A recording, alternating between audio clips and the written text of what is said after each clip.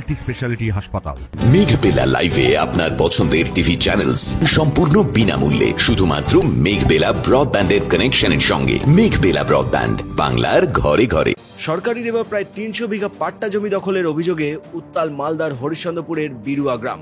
২ শতাধিক গরিব পরিবারের জমি গায়ের জোরে দখল করে রেকর্ড বদলে বিক্রি করার চেষ্টা ৩ জন প্রভাবশালী জমি মাফিয়ার বলে অভিযোগ। স্থানীয়দের অভিযোগ, আমাদের রেকর্ড পাটা হয়েছে অনেক সালে, আমাদের দখল করার জিনিস আছে, ওরা শক্তির জোরে ডাঙের জোরে আমাদেরকে মারধর করে, ওরা কেরেক বেড়া ঘেরেছে। আমার শ্বশুরের বাড়ি ছিল, গোয়াল ঘর ছিল, বিচালি ঘর ছিল, নান্না ঘর ছিল, আমাদের ভাঙে ছিল, পায়খানা ছিল, টিপল ছিল, আমাদের শ্বশুরের সব কিছু ভেঙে জিসিবি দিয়ে আমাদের শ্বশুরের সব কাঢ়ে নিয়েছিল। এটা কারা? রাজা আছে, মুক্তার আছে, গুমেদ আছে। আমার জমিটা একবার আমি দখল করতে গেছিলাম, আমাকে মারছিল, আমার স্বামীকে মারলো, আমার ছেলেকেও মারলো। তো বন্ধ আছিল দোনে পার্টিতে, বলছিল যে 140 করে আছে, বন্ধ আছে, তোমরাও পাবেন না ঢুকতে, আর ও পাবে না ঢুকতে। তো ওরা ডাঙের জোরে এবার ফের দখল করছে। আমি রুখতে গেছিলাম, আমাকে মারলো, আমি হাসপাতাল 3 দিন 4 দিন থাকলাম। কতগুলো গ্রামের মানুষের এইভাবে জায়গা দখল করা আছে? 200-300 লোক আছে। আচ্ছা, 200-300 লোকের দখল আছে, সবারে দখল করে রেখেছে। যারা জায়গা দখল করে রেখেছে ওরা কি খুব প্রভাবশালী, খুব শক্তিশালী নাকি এলাকায়? শক্তিশালী আছে, বাকি নে বেড়াচ্ছে, ডাং নে বেড়াচ্ছে, পিছুল নে বেড়াচ্ছে, কি করবো আপনাদের? পিস্তুলও দেখাচ্ছে নাকি? পিস্তুলে দেখাচ্ছে। অবশেষে বুধবার বিকেলে নিজেদের জমি রক্ষায় লাঠি বাঁশ হাতে রাস্তায় নামে স্থানীয়রা। ভাঙচুর হয় টিনের বেড়া ও পিলার। রণক্ষেত্রের পরিস্থিতির সৃষ্টি হয় এলাকায়।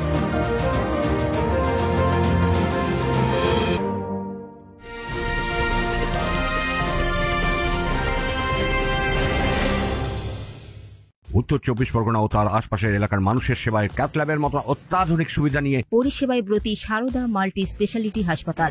একই ছাদের তলায় মানুষ সাধারণ চিকিৎসা থেকে শুরু করে 24 ঘন্টা cath lab, MRI, CT scan, এনআইসিইউর মতো সুবিধা এবার থেকে পেয়ে যাবেন সারদা মাল্টি স্পেশালিটি হাসপাতালে। প্রয়োজনে যোগাযোগ করুন 033-2592-0730, 2593-0730, 2593-3562 ও 9331275635 নম্বরে। আমাদের ঠিকানা Royal Park, Kalyani Expressway, Barrackpore, Kolkata 7,01,21। Sarada multi speciality হাসপাতাল, পরিষেবাই হোক আমাদের মূল লক্ষ্য।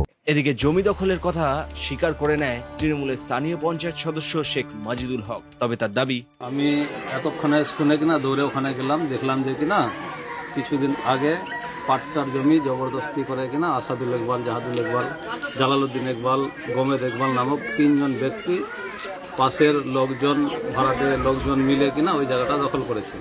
দখল করে জবরপূর্বক বাড়ি করার চেষ্টা করছে। তো আজকে এখানে বিরুয়া, আজিমপুর, খসালপুর, রানীপুরা গ্রামের সমস্ত পাট্টাধারী সরকার বাহাদুর থেকে পাট্টা পাওয়া লোক এসে একত্রিত হয়েছে। এই জন্য যে 1985 সাল থেকে 2000 সাল পর্যন্ত দফায় দফায় এরা সরকার বাহাদুর থেকে পাট্টা পেয়ে পাট্টা মূলে জমি ভোগ দখল করে আসছে।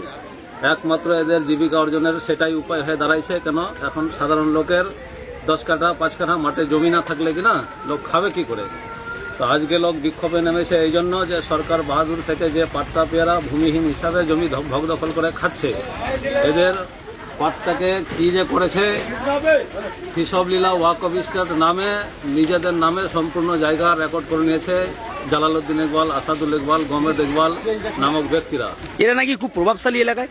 প্রভাবশালী বলতে জমি দখল করছে, জমি দখল করে নিজ নামে রেকর্ড করছে। মদত কারা দিচ্ছে এদেরকে? মদত করছে সিপিএম, মদত করছে কংগ্রেস জোট। যদিও এই অভিযোগের বিষয়ে সিপিআইএম বা কংগ্রেসের তরফ থেকে কোনরূপ প্রতিক্রিয়া পাওয়া যায়নি, কিন্তু অভিযুক্ত আসাদুল ইকবালের পাল্টা দাবি। ব্যাপারটা হলো যে দীর্ঘদিনের জায়গাটা আমাদের, আমার বাবার নামে ছিল, বাবার থেকে চলে আসলো আমাদের নামে। আমাদের নামে হওয়ার পরে জায়গাটা আমাদের দখলে থাকে। দখলের পর জায়গাটা আমি 5 কাঠা মাটি মনিরুদ্দিনের কাছে বিক্রি করলাম। মনিরুদ্দিনের কাছে বিক্রি করলাম। বিক্রি করার পরে ওই দলিল দেখিয়ে বেলারো সাহেবের কাছে হলো জমিটা রেকর্ড হলো, রেকর্ডের পর নির্মাণ করছিলাম। তারপরে আইসিতে পাঠালেন অফিসার, এখানে অফিসার এসে বললো আমাদেরকে বাড়িঘর তোমরা করবা না, এখন আমরা 3 কমিটি বসবো,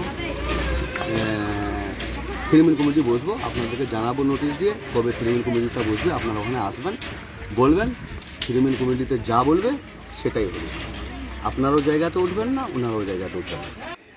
কোন পার্টি করেন আপনি? আমরা তৃণমূল করি। এদিকে ঘটনা নিয়ে তদন্তের আশ্বাস দিয়েছে ভূমি দপ্তর। লিখিত কোনো অভিযোগ পাইনি, কিন্তু আমরা একটা দুটো পিটিশন পেয়েছি, পাট্টা রেকর্ড করার দুটো পিটিশন পেয়েছি, সেটা আমরা দেখছি, হিয়ারিং করা হবে।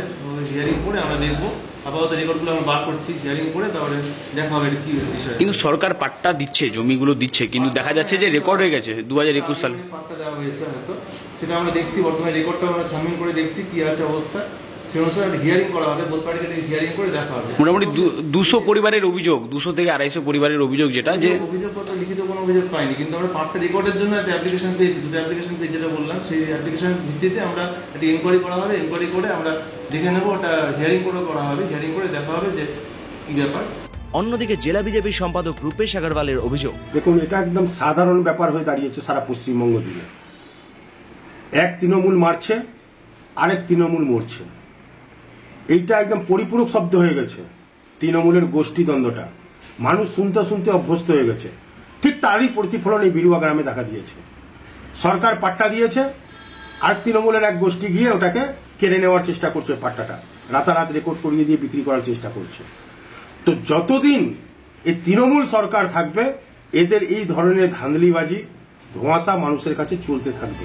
পাল্টা আইএনটিটিইউসির ব্লক সভাপতি সাহেব দাস বলেন, দলনেত্রী মমতা বন্দ্যোপাধ্যায় সর্বদাই গরিব মানুষের পাশে এবং গরিব মানুষের সাথে। গরিব মানুষদের জন্য তিনি যে পাট্টাগুলো দিয়েছেন, গরিব মানুষরা যাতে করে খেতে পারে। এবার তাদের যদি জমির উপরে কেউ নজর দেয়, সে যেই হোক, সে আমার দলের হোক বা অন্য দলের হোক, সে যেই হোক, প্রশাসনের কাজ করছে। প্রশাসন যেভাবে আইনে যে ব্যবস্থা নেওয়ার, সে প্রশাসন নিজের আইনের ব্যবস্থা প্রশাসন নেবে, আইনত ব্যবস্থা। যদি কেউ ভাবে যে গরিব মানুষের হক ছিনিয়ে খাবে, সেটা করতে পারবে না। সমগ্র ঘটনা ঘিরে রাজনৈতিক তরজা এখন তুঙ্গে হরিশ্চন্দ্রপুরের বিরুয়া গ্রামে। তনুজ জৈনের রিপোর্ট, নিউজ বেঙ্গল টুডে।